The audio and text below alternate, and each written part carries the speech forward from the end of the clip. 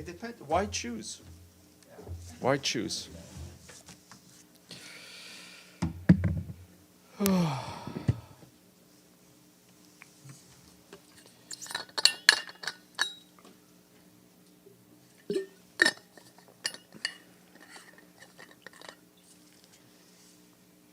All right, good afternoon. Just a quick update on what we're able to get into Gaza. By the end of last night, 108 trucks carrying humanitarian supplies and about 69,000 liters of fuel entered from Egypt into Gaza, about the same as the previous day. This is well below the daily average of 170 trucks and 110,000 liters of fuel that had entered during the humanitarian pause that took place between the 24th and 30th of November. Meanwhile, Rafah was the only governorate in Gaza where limited aid distribution was able to take place, and that is primarily flour and water. In the adjacent Khan Yunis governorate, aid distribution largely stopped due to the intensified hostilities, or the intensity of the hostilities.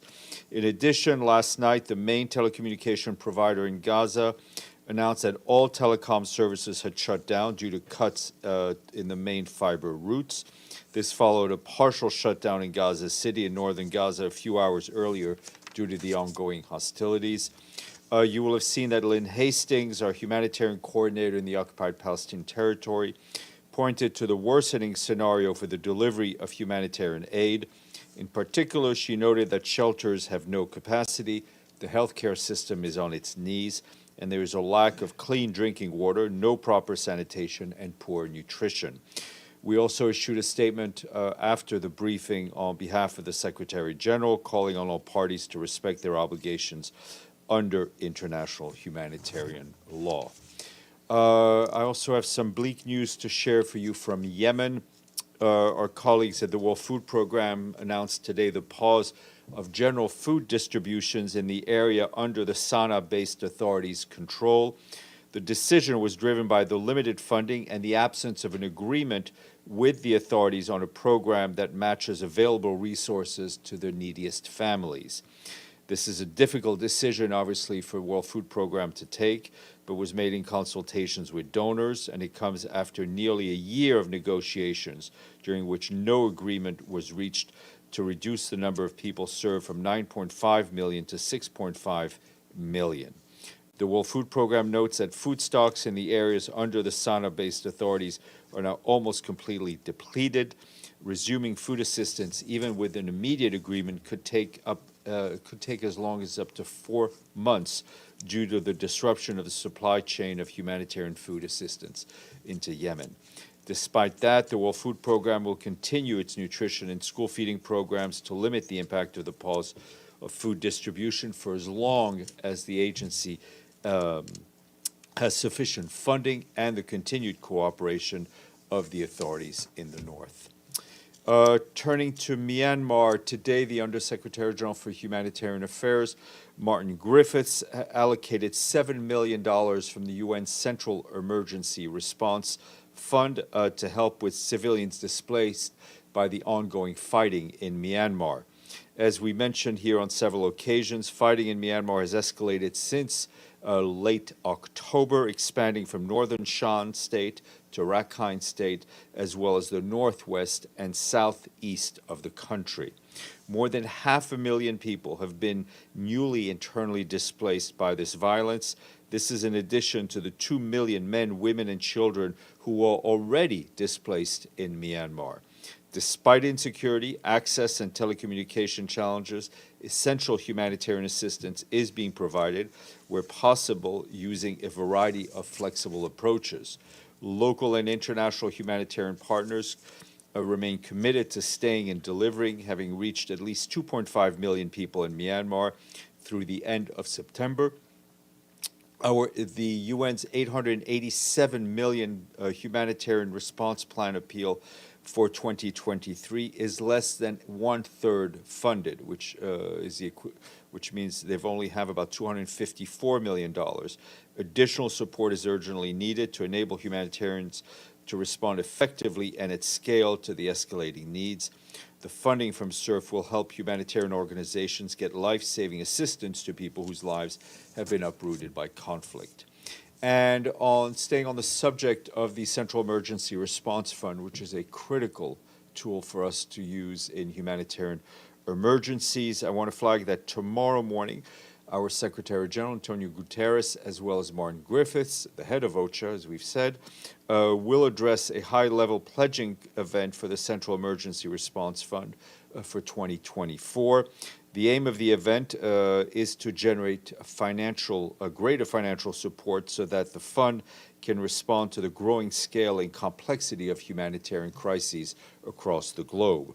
So far this year, the Central Emergency Response Fund has allocated more than $640 million to support millions of people in need of urgent assistance in some 40 countries and territories. Our good friend, and territories. You'll be able to watch that tomorrow on the webcast. I have something I should have read yesterday, in fact, and that is that the Secretary General strongly condemns the terrorist attack that took place on Sunday during church services in the Mindanao State University in Marawi, in the Philippines.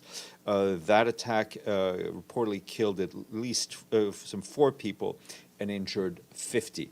The Secretary General extends his heartfelt condolences to the families of the victims and wishes a prompt recovery to those injured.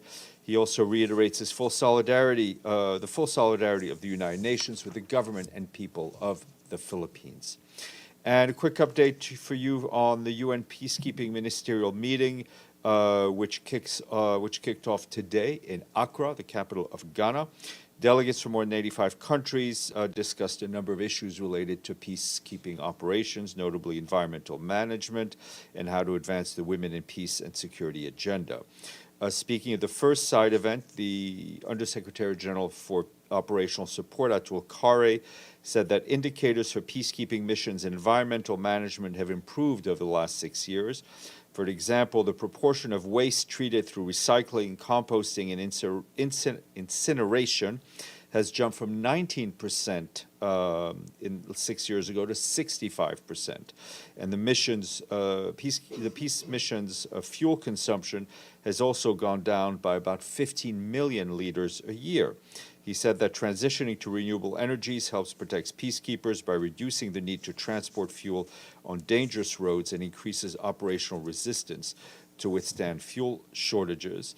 And also, Mr. Khare said the focus for peacekeeping going forward is to continue to do no harm, to set performance targets that advance environmental agenda within realistic timeframes, and to work with the host, troop, and police contributing countries to leave a positive legacies for the communities they serve.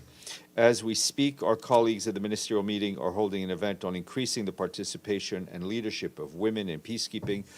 All of this you can follow on the UN's web TV. Couple of updates from the United Arab Emirates, where COP28 is underway. Our colleagues at the UN Environment Programme today released a report which says that taking measures to reduce the power of consumption of cooling equipment could cut at least 60% of predicted 2050 sectorial emissions. It could also provide universal access to life-saving cooling, take the pressure off energy grids, and save trillions of dollars by 2050. The report was released in support of the Global Cooling Pledge, a joint initiative between the United Arab Emirates as host of COP28 and the Cool Coalition. I want to be a member of the Cool Coalition. Over 60 countries signed up on the pledge with commitments to reduce the climate impact of the cooling sector. Also at COP28, the World Meteorological Organization launched its Global Climate 2011-2020, a decade of acceleration report, which shows that the rate of climate change surged alarmingly between 2011 and 2020, which was the warmest decade on record. WMO said that continued rising concentration of greenhouse gases fueled by record land and ocean temperatures and turbocharged a dramatic acceleration in ice melt and sea level rise. It also documents how extreme events across the decade have had devastating impacts, particularly on food security, displacement, migration, national development, and progress towards the SDGs. You can find the report online. Senior personnel appointment.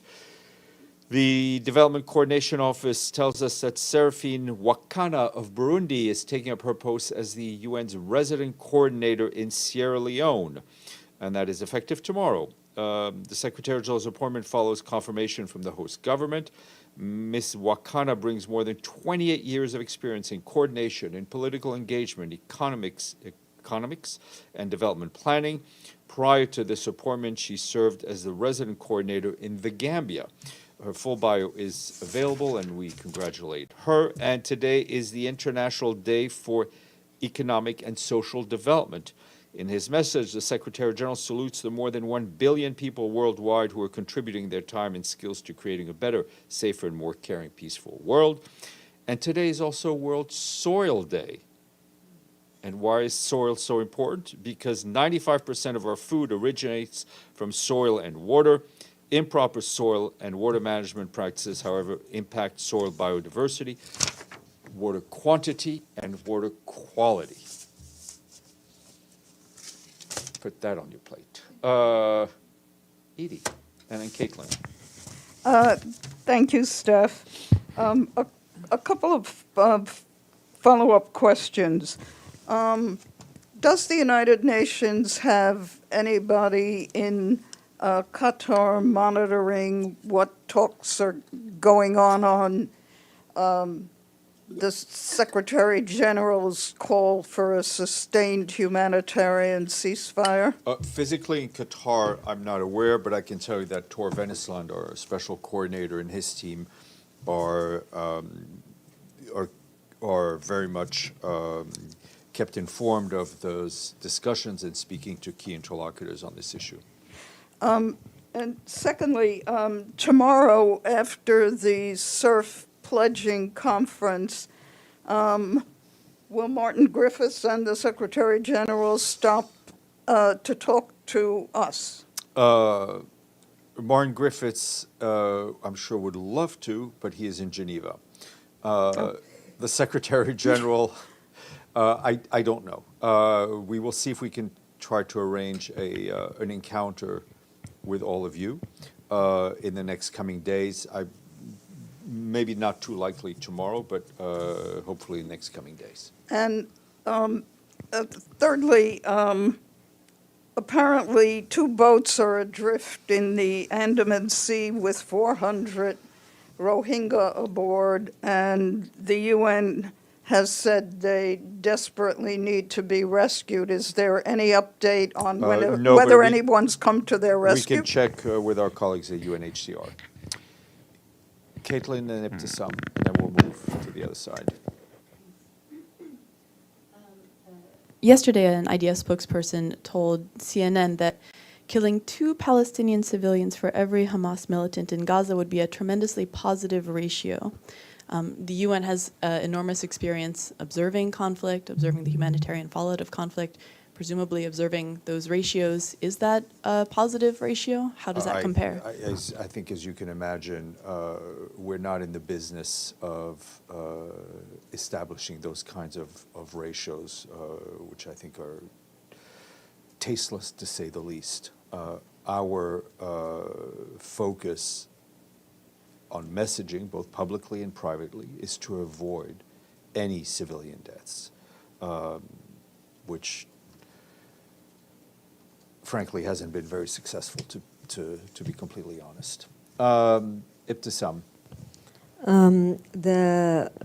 Yesterday, the State Department spokesperson, when asked by Saeed Ariqat, whom you know, about the situation in Gaza, he said, among others, that Israelis or the Israeli government does not intentionally kill Palestinians in Gaza, and he said also that civilians could go to UN-designated areas or facilities to seek safety. Do you have any comment on that? Well, let's be clear. There are no UN-designated safe zones in Gaza. I think all my senior colleagues have been very clear, including the Secretary General, saying there is no there are no safe places in Gaza. There are shelters that fly the UN flag, that are sheltering thousands and thousands and thousands of people, men, women, and children who are trying to stay alive, right, and get some food or get some water. We have seen since the beginning of this conflict that those places that fly the UN flag are not safe either.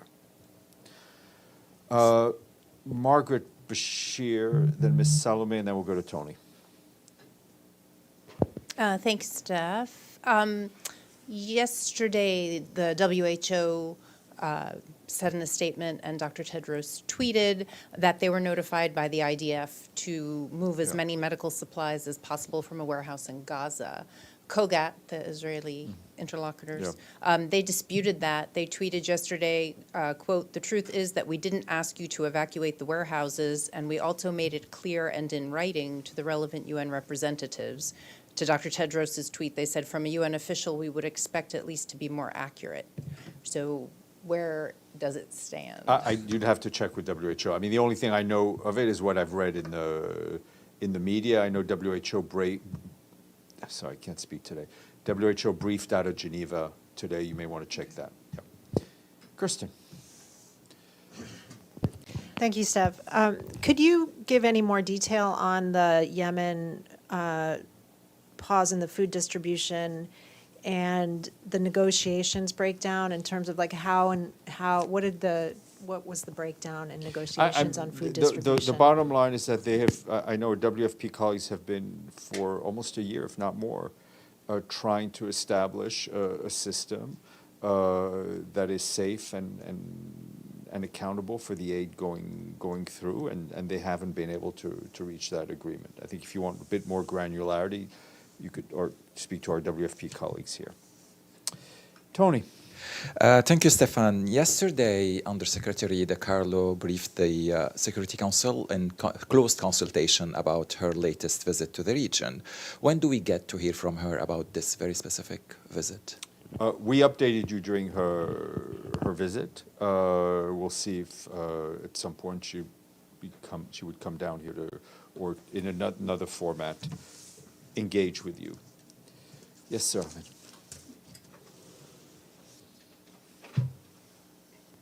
Thank you, Steph. I understand the Secretary General is back to the headquarters today. Yes. Does he have any plan to go back to Dubai for the closing session, or? As I said yesterday, it would not be uncommon for a Secretary General to go back, but it's not set in stone. And so when we're ready to announce onward travel, we shall announce it onwardly. And does he have any plan to come and sit with us to give us? Sit, perhaps not, but as I told Edie, we will try to get him to stand at least in front of you before the end of the week. Okay, thank you. Deji, and then Ibtisam. Yeah, two questions. First, any update on the tanker of Yemen? No. Still no. I mean, has the transfer finished, right? Yeah, I have nothing. And let me just put it this way. Thank you for reminding me to try to get you an update. How about Okay. My second reminder is actually Black Sea Initiative. Yeah. Is there any update on that? No. I mean, You're still working on that? Yes, we are, and Rebecca Greenspan is on all the implementation of the files she's been tasked to do, but nothing to share with you as well. Ibtisam. I mean, I just want to go to the issue of, back to the issue of condemnation, and you read the statement about the Secretary General condemning the killing of 4 people in a terrorist attack in Marawi. And my question is, we have asked you several times from this podium about whether the Secretary General condemned the killing of thousands of Palestinians by Israeli attacks. And you did say often that he condemned the killing of civilians anywhere.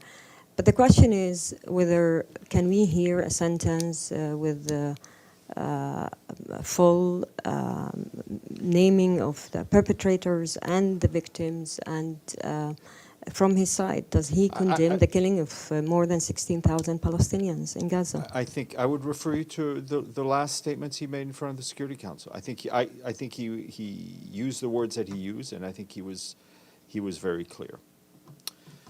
But that doesn't, I mean, I really don't understand why it's so difficult to say it in one sentence. In a very clear way. He expressed his feelings, but that's totally different than saying it in a very clear word. He did condemn the Hamas attacks and the killings of civilians. So why it's so difficult for him to clearly say it in a very simple sentence that he condemns the killing of Palestinians by Israeli forces, army? From my point of view, he has been he has been clear. You and I think will have differing opinions on that. Okay. On that, there is no Monica, so you're all free to go.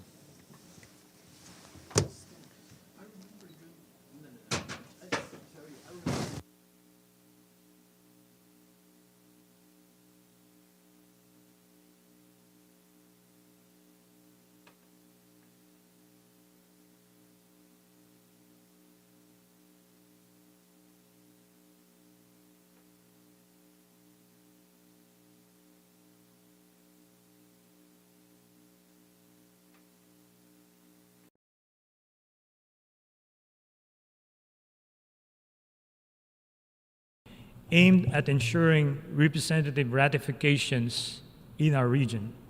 It drew 10 Southeast Asian states and over 100 stakeholders. The initiative also builds on the Philippines International Seabed Authority National Capacity Development Workshop on deep sea-related matters. In October this year, Ambassador and Permanent Representative Antonio Lagdameo was in Manila to open the workshop and welcome ISA Secretary General Michael Lodge and his team.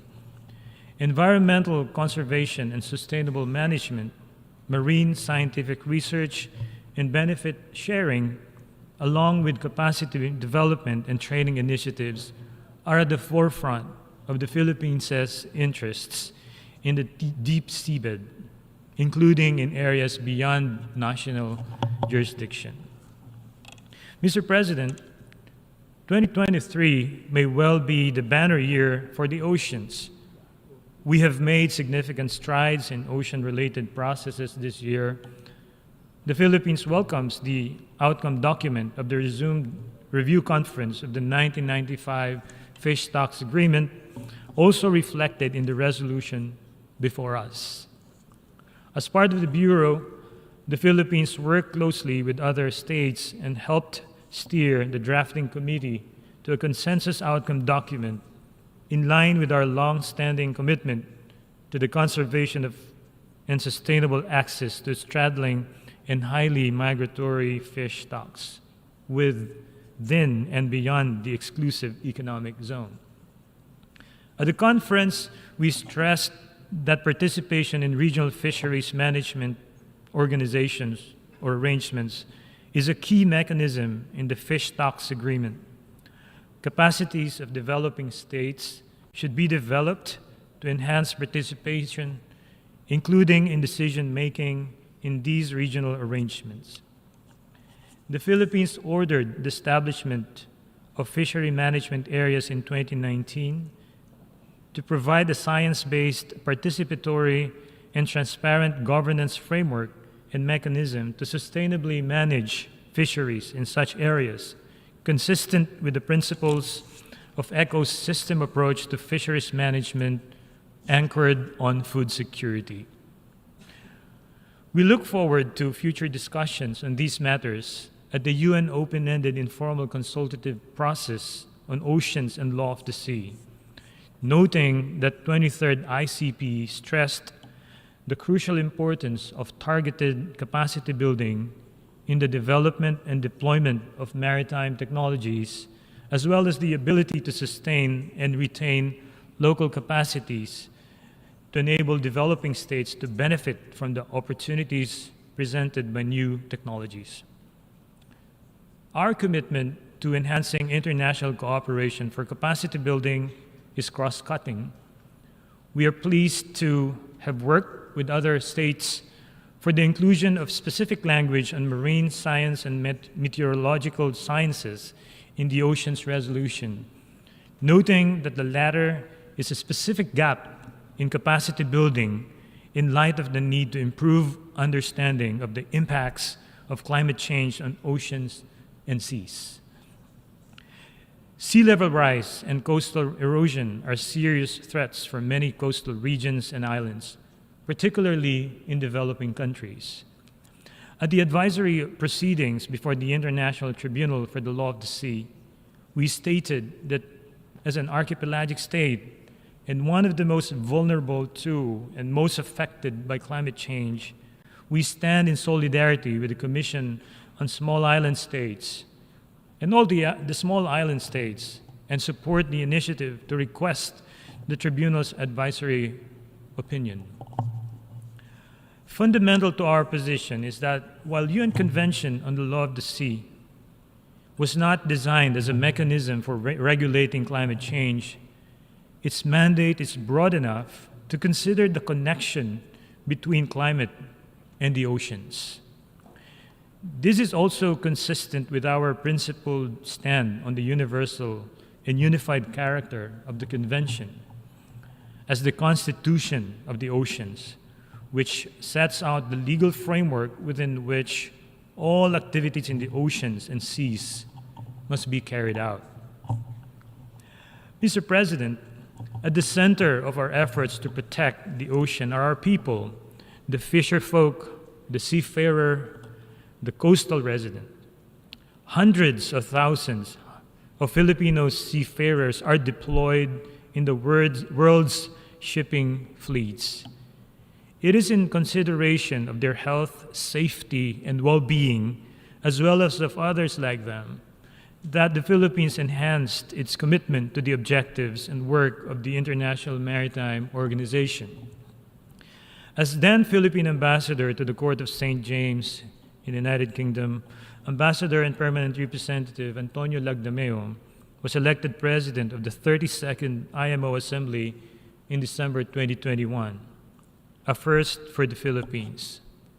As President, we joined hands with the IMO Secretariat and member states in placing seafarers at the center of the organization's work, the heart of shipping, and towards the adoption of a resolution on comprehensive action to address seafarers' challenges during the COVID-19 pandemic.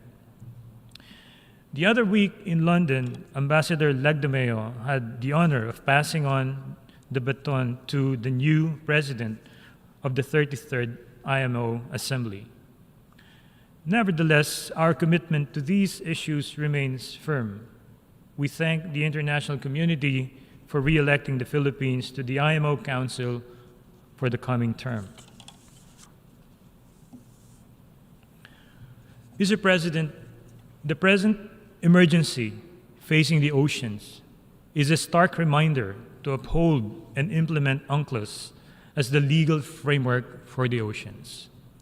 Regional disputes and geopolitical instabilities can impede the implementation of global and regional treaties and agreements, affecting economic growth, the transfer of technologies, and the implementation of frameworks for managing ocean use, as noted in the second World Ocean Assessment Report. The Philippines is thus gravely concerned with the actions of China that interfere with the Philippines' legitimate activities in and around the waters of a Yungin Shoal. These acts of Chinese vessels within the Philippine Exclusive Economic Zone are illegal as they violate freedom of navigation. As a low-tide elevation, a Yungin Shoal cannot be appropriated or subjected to sovereignty claims. The final and binding July 12, 2016 award in the South China Sea arbitration expressly upheld that the Yungin Shoal is within the exclusive economic zone and continental shelf of the Philippines. over which the Philippines has sovereign rights and jurisdiction. China has the obligation under UNCLOS to give due regard to the rights and duties of the Philippines as a coastal state.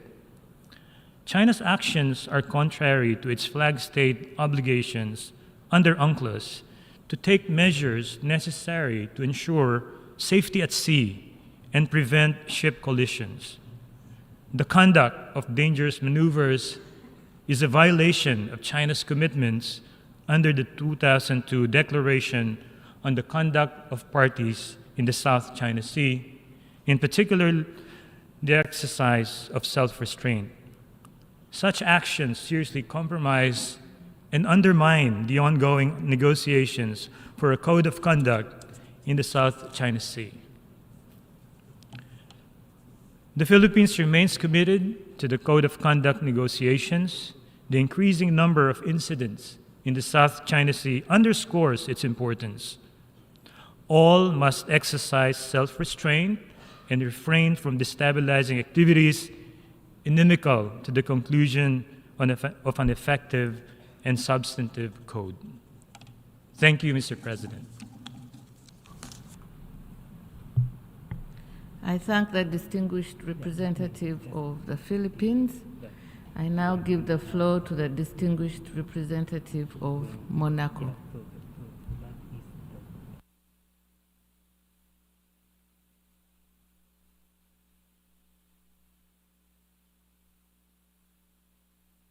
Madame la Présidente, Madam President, the year that has passed since the last examination of the item of the agenda on oceans and law of the sea has been marked by historic events. On the 19th of June, the conclusion of the Intergovernmental Conference and the adoption by consensus of the BBNJ agreement on the conservation and sustainable use of marine diversity of areas beyond national jurisdiction was a major development in international law. It was an important step towards better protection of oceans and its resources.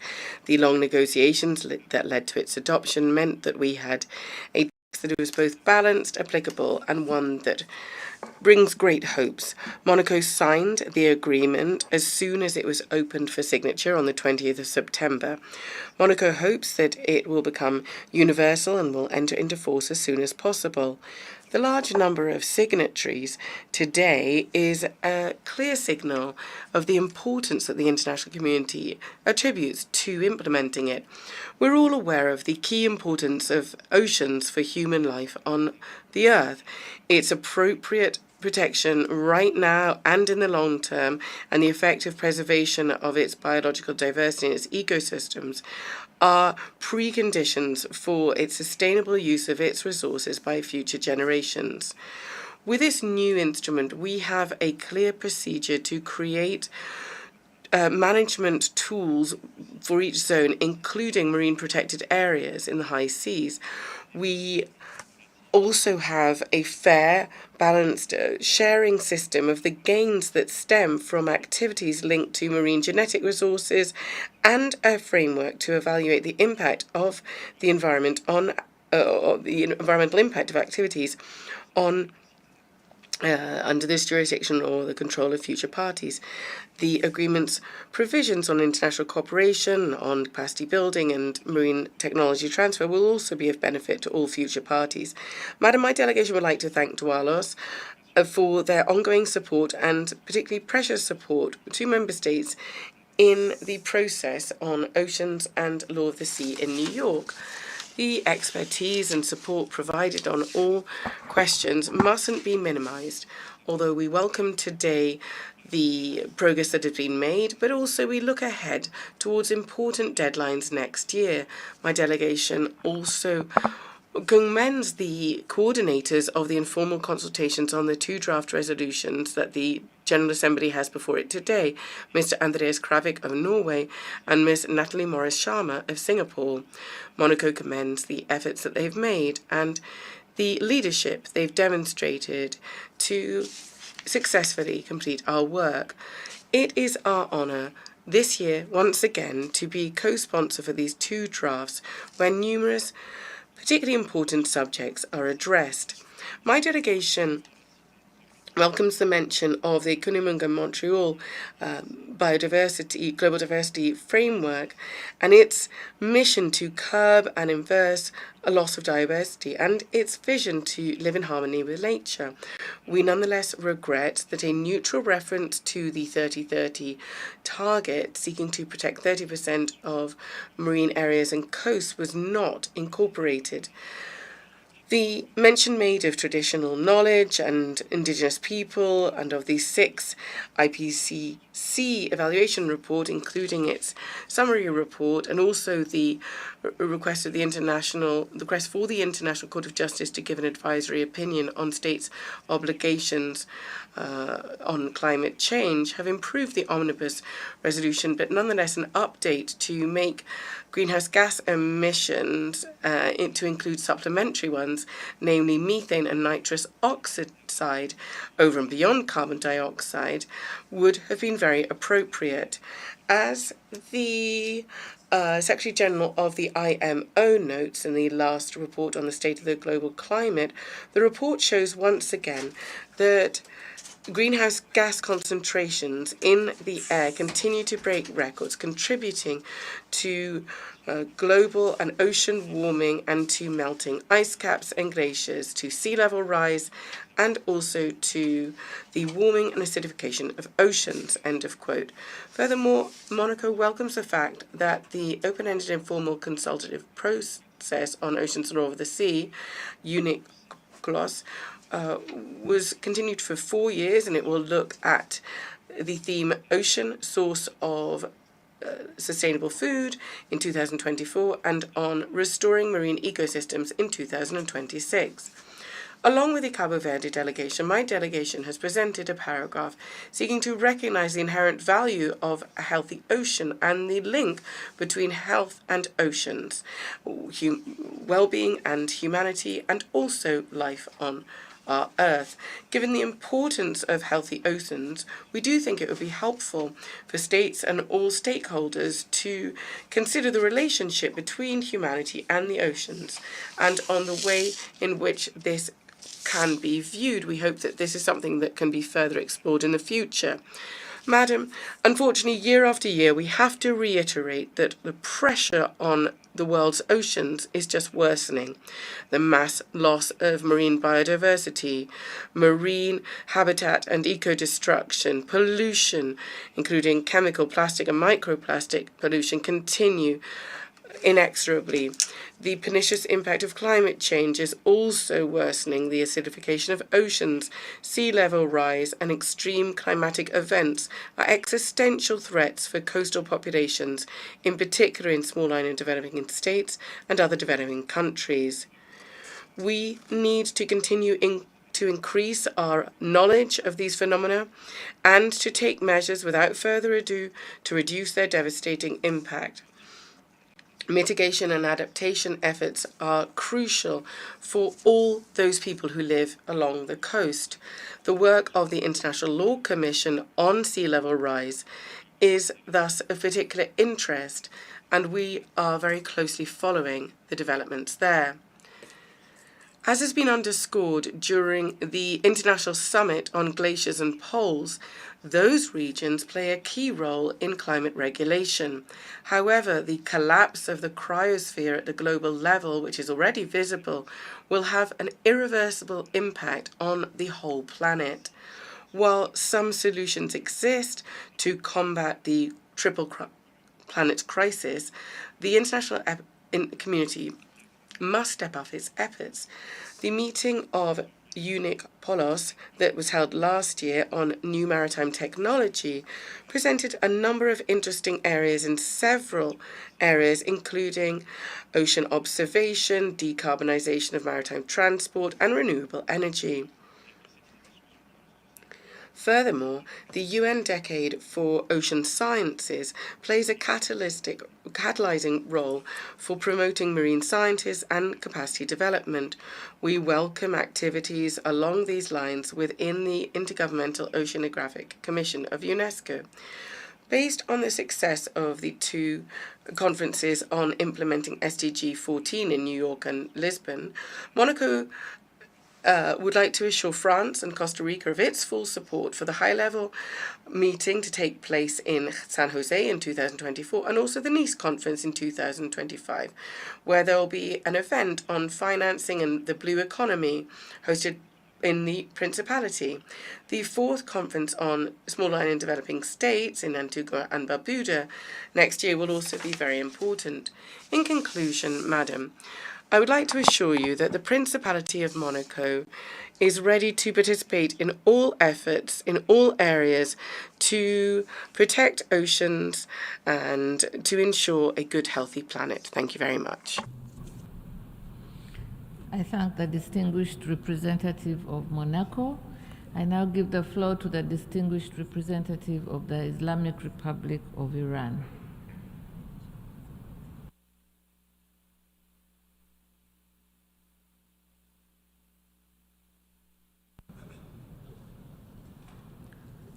Bismillah ar-Rahman ar-Rahim. Thank you, Madam President. Madam President, allow me at the outset to extend my appreciation to the Secretary General for his reports under the agenda item, the oceans and the law of the sea, as well as the coordinators of the informal consultation on draft resolution under this agenda item. We would also like to thank the Division for Ocean Affairs and the Law of the Sea for their efforts and invaluable support throughout this exercise. With that being said, I would like to reiterate my delegation's position on a number of issues related to this agenda item as follows.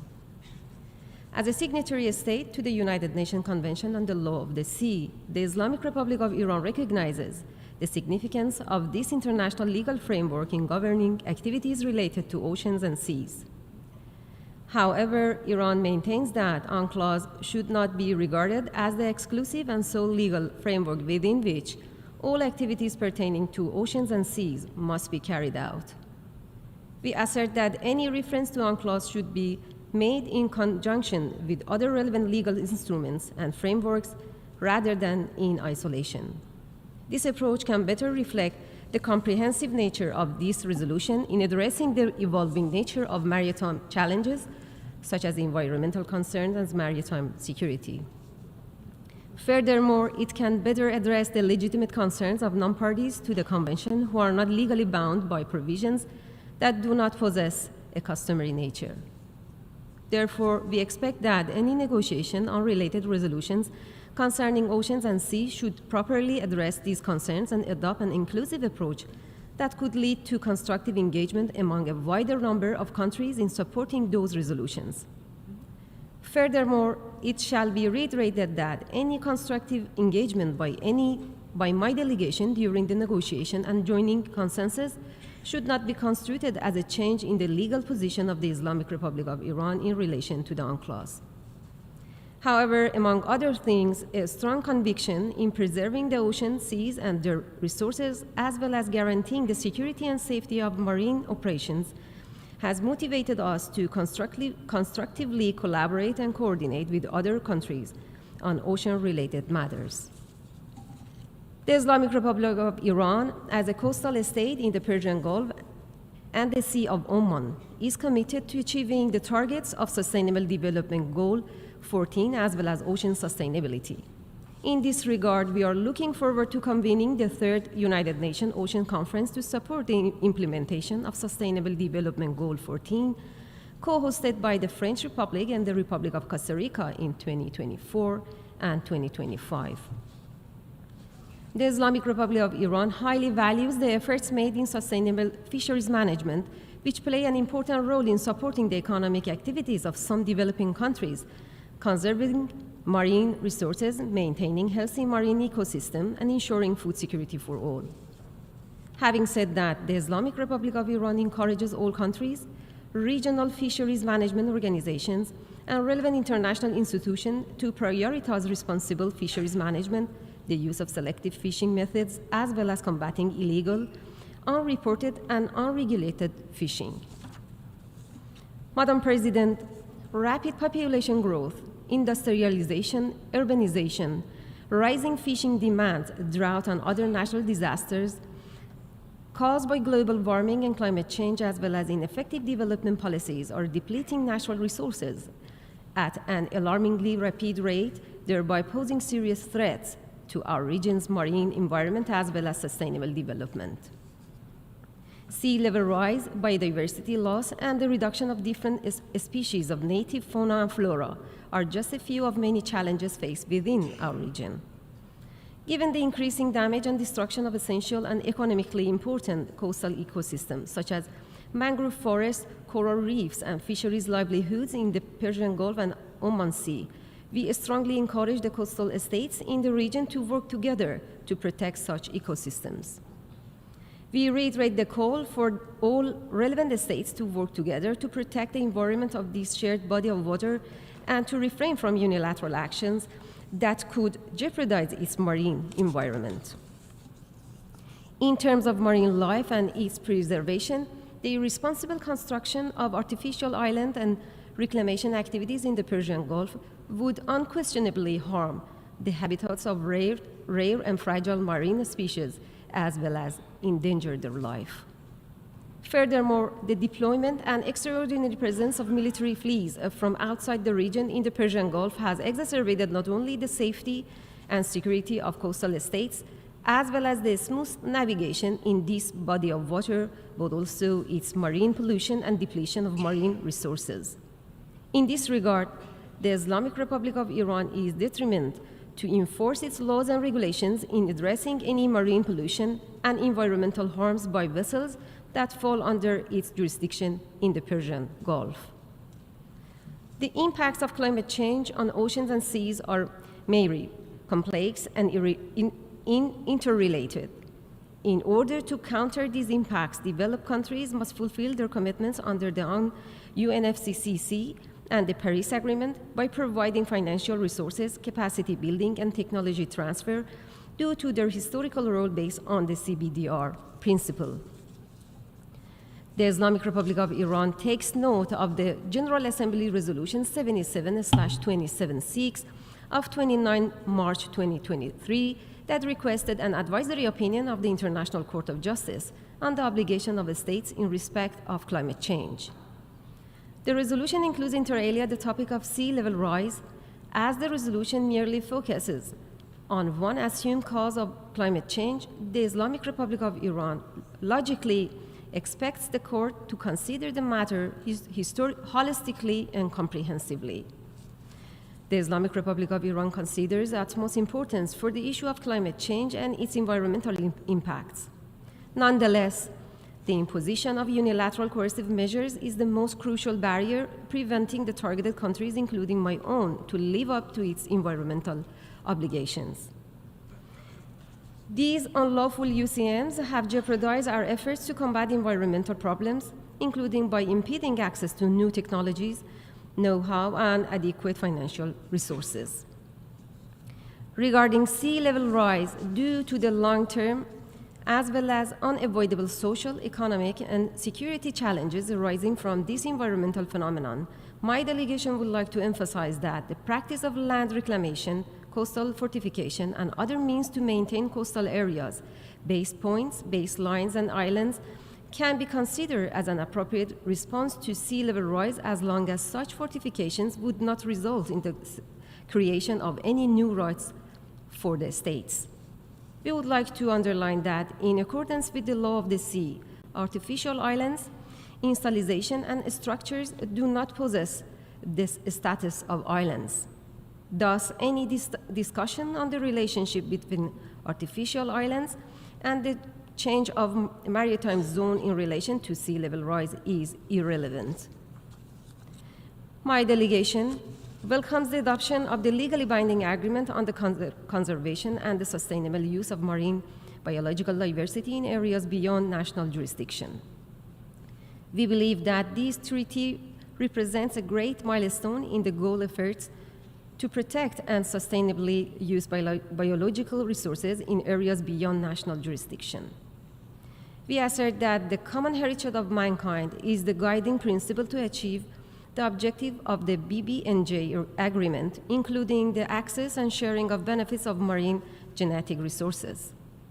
This principle provides a legal foundation for a fair and equitable regime that would allow all countries to benefit from the potential that marine biodiversity represents in terms of food security and economic prosperity, and to address challenges of conservation and sustainable use of MGRS.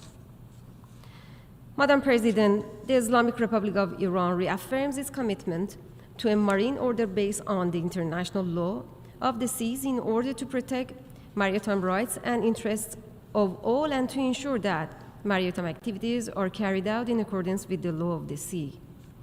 In this regard, at the 74th session of the General Assembly, the Islamic Republic of Iran proposed an initiative based on dialogue, cooperation, and mutual respect emanating from its commitment, and sincerely believes that the prolongation of conflicts and ever-escalating tensions among littoral states of the Persian Gulf are likely to seriously jeopardize regional development and prosperity.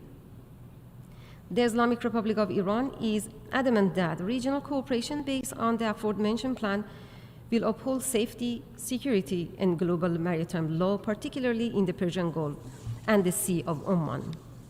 The same sentiment and understanding underlies our collaboration with other states in the region and beyond to combat piracy, as recognized by the Secretary General in his pertinent reports and praised by the Security Council in a number of resolutions.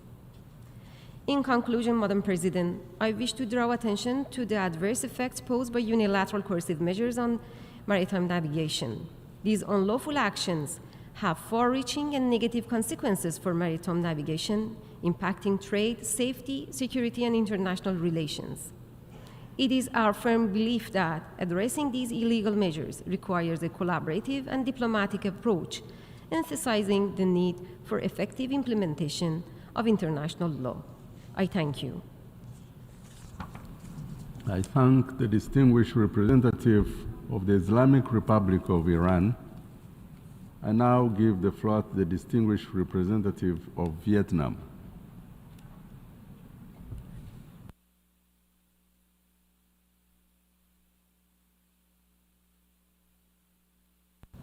Mr. President, my delegation aligns itself with the statement of Cuba on behalf of the G77 and China. At the outset, I'd like to thank the Secretary General for his comprehensive report on the oceans and the law of the sea. We reiterate our appreciation for the diligent efforts of Singapore and Norway in facilitating the negotiation of the respective draft resolutions on the oceans and the law of the sea and on sustainable fisheries.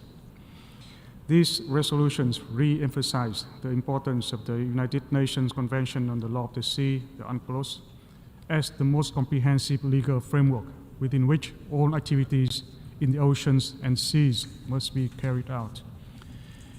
It also serves as the basis for national, regional, and global actions in tackling common challenges and developing sustainably. Mr. President, the ocean remains under threat on multiple fronts, which cause deterioration of the health of marine ecosystems and biodiversity. In this context, we welcome global efforts to promote the conservation and sustainable use of oceans, sea, and marine resources, and achieve every target of the SDG 14, including the Consensus General Assembly Resolution of 29 March 2023, to request the International Court of Justice to render an advisory opinion on the obligations of states in respect of climate change. We also welcome the successful adoption of the BBNJ agreements. Being one of its early signatories, we look forward to the swift entry into force and full implementation of the BBNJ. We strongly believe that this third implementation agreement of UNCLOS shall further reinforce the convention. Additionally, negotiation of a legally binding instrument in 2024 to end plastic pollution represents another opportunity to enhance the resilience of the marine environment and protect marine ecosystems and species. These demonstrate a consolidation of multilateralism and other milestones in the development of international law. While significant progress was made to strengthen the legal order of the seas and oceans, further urgent efforts will be needed to strengthen the rule of law in the oceans and secure a healthier, more resilient, and more productive ocean for the benefit of current and future generations. In this regard, we call for full compliance with UNCLOS, including the obligation to settle disputes by peaceful means and respect for the rights of coastal states to peacefully conduct legitimate economic activities in their marine areas as defined in accordance with UNCLOS.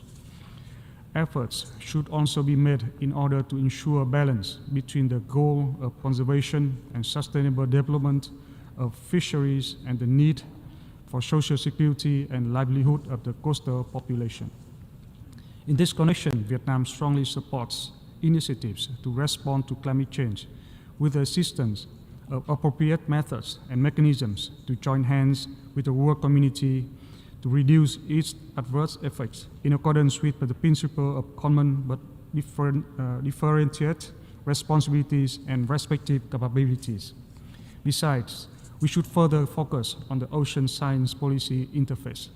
This is essential for innovation and transformative change to address the triple planetary crisis and ensure the sustainable development of the ocean. Mr. President, as a coastal state in the East Sea or South China Sea, which is strategically important to peace, security, and prosperity in the Asia-Pacific region and in the world, Vietnam attaches great importance to ensuring peace and security in the South China Sea in accordance with the Convention. Vietnam is concerned over the recent activities and serious incidents that go against UNCLOS and undermine peace and security in the South China Sea. In this regard, Vietnam reaffirms the importance of upholding UNCLOS and emphasizes the need to pursue peaceful resolution of disputes in accordance with the Convention. We look forward to working with other ASEAN members and relevant partners to promote the role of UNCLOS in addressing common challenges and maintaining peace, stability, cooperation, and development in the region, including to conclude an effective and substantive code of conduct in the South China Sea that is consistent with the Convention. Mr. President, Vietnam is honored to be a co-sponsor of this year's Omnibus Resolution on Oceans and the Law of the Sea, a result of active discussions among member states. We believe that by joining hands, we can collectively uphold the rule of law in the oceans as established by the Convention, identifying challenges and promote better international cooperation in ocean governance, conservation, and the sustainable use of oceans and seas in accordance with the Convention. I thank you, Mr. President. I thank the distinguished representative of Vietnam. I now give the floor to the distinguished representative of China.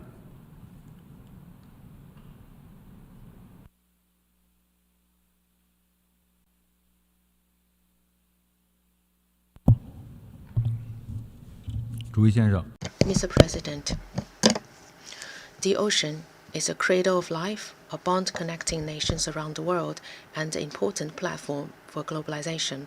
They are the common home of mankind. The protection and sustainable use of the oceans is a shared responsibility and common goal of the international community. We should enhance solidarity and cooperation to build together a maritime community with a shared future.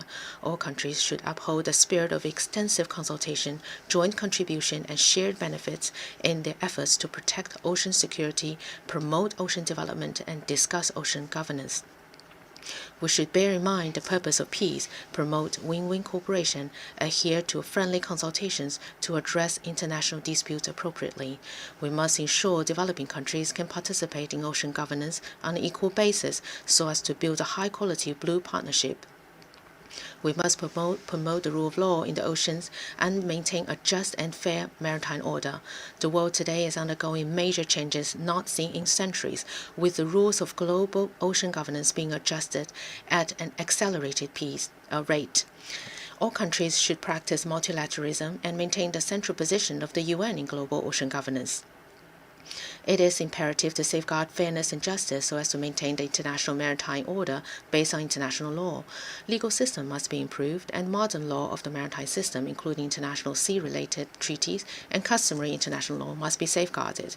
We should jointly address the challenges to build a maritime ecological civilization for the new era. The BBNJ agreement, adopted by consensus this year after nearly 20 years of negotiations, is another milestone in the history of the development of the laws of sea. The international community should take this opportunity to further strengthen solidarity and cooperation and joint efforts to promote the protection of marine ecology and sustainable use of maritime resources so as to advance the well-being of mankind in the 21st century. Mr. President, the marine environment is closely connected to the future and destiny of all countries. In August this year, the Japanese government, in defiance of the strong opposition from the international community and in disregard of the rights to health, development, and environment of its own people and those of the other countries, forcibly initiated the discharge of nuclear contaminated water from Fukushima into the sea, which is deeply disturbing.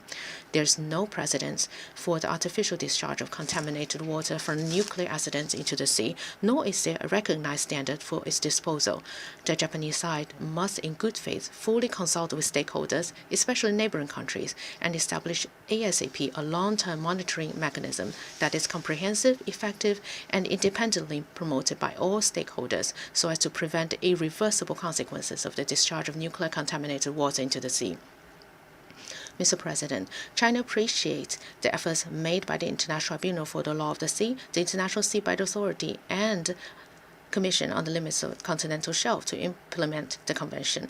China actively supports the operation of the three institutions. We are the largest contributor to the ITLOS and ISA, and made contributions to the relevant funds of CLCS and ISA on a year-round basis.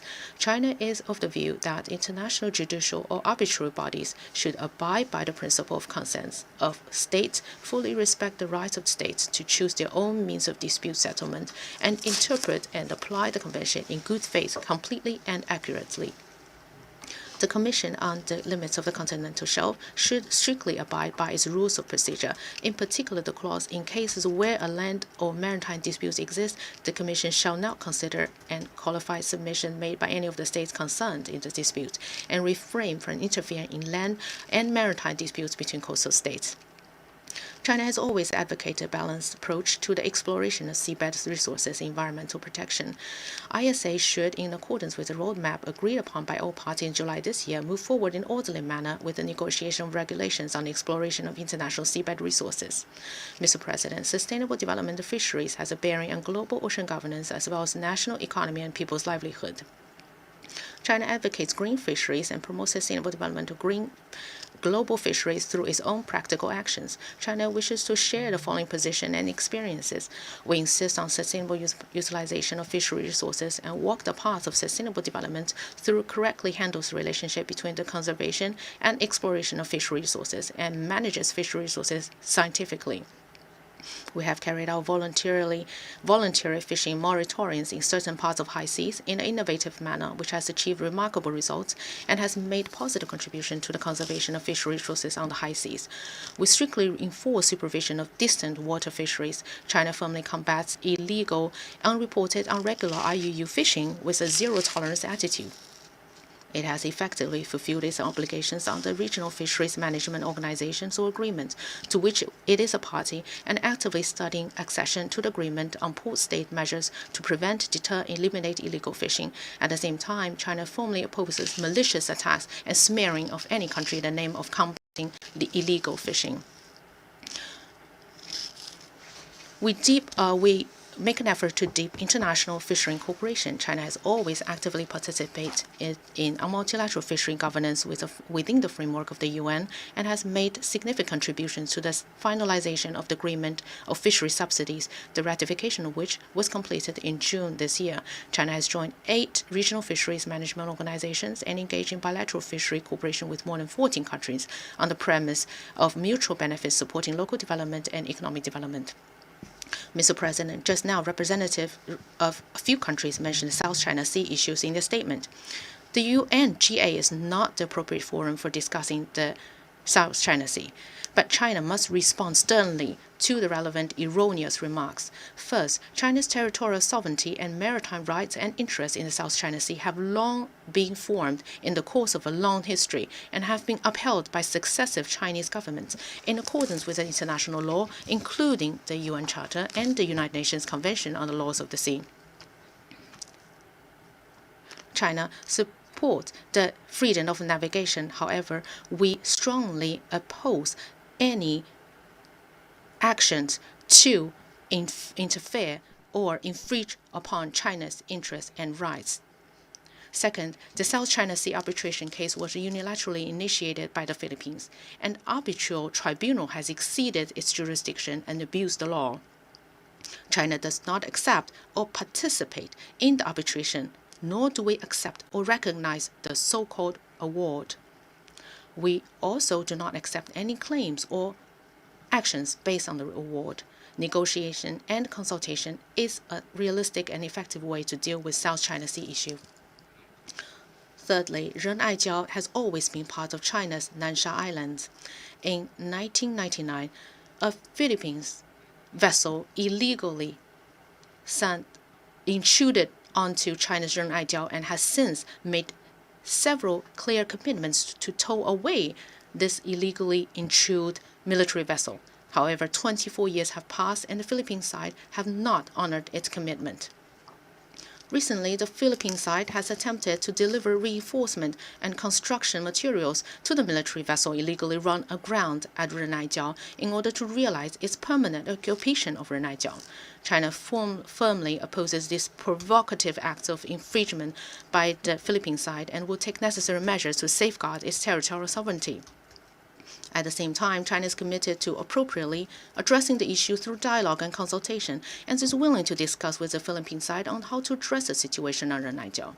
Fourthly, in recent years, China and ASEAN countries have been actively promoting consultations on the Code of Conduct in the South China Sea and have continued to make progress at various stages.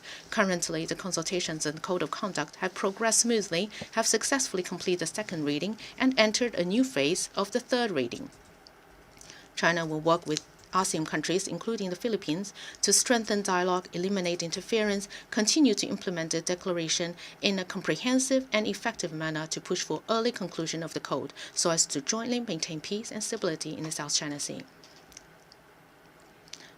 Last but not least, Mr. President, oceans are the common home and wealth of mankind. Protecting the security and stability of the oceans and promoting their sustainable development and utilization in the common interest of all, to which all countries share the common responsibility. China stands ready to work with all parties to practice genuine multilateralism and make unremitting efforts to strengthen and improve global ocean governance and promote the building of a maritime community with a shared future. Thank you, Mr. President. I thank the distinguished representative of China. We have heard the last speaker in the debate on these items for this meeting. We shall continue the debate this afternoon at 3 p.m. in this hall. The meeting is adjourned.